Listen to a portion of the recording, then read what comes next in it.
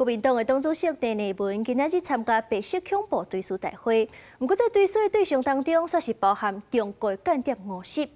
陈立文是解释讲，伊是来悼念因为政治信仰坐假的人，并唔知影50伫咧命途内。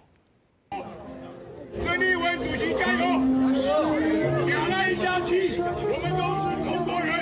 受邀出席由统派团体主办的白色恐怖受难者求祭大典，国民党主席陈立文献花三鞠躬，强调爱重视这段老血历史。中国国民党坚定地迈开真正的转型正义，两岸和解，国共和解。我今天必须来参加。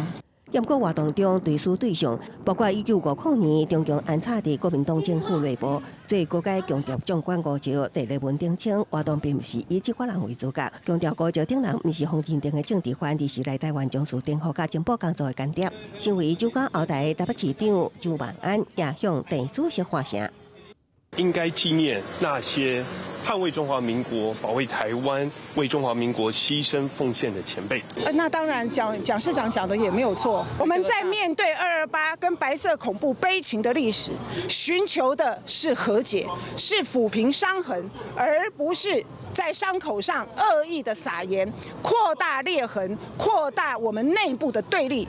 陈立文强调，228还是白色恐怖，本来就不是任何政党的专利，也无应该论作政治斗争的工具。党内立委齐卡新表示，虽然考量两岸和平的立场，也不过对国民党的核心甲历史，也唔望陈主席会当讲好清楚。如果当时49年没有蒋中正、蒋总统的话，那是不是台湾早就已经被赤化了？我们现在在讲的自由民主还有吗？两岸我们追求和平，但是历史也应该要分明。完全站在中国共产党的史观，让国民党成了中共的附庸。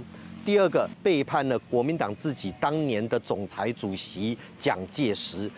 仍然呼吁，千万唔通敌我不分，配合中共统战，对方打上红旗标头。陈立文表示，任何政治主张伫民主化的台湾，拢无应该烦恼受惊。也佮表示，家己会用和平的方式来处理两岸冲突。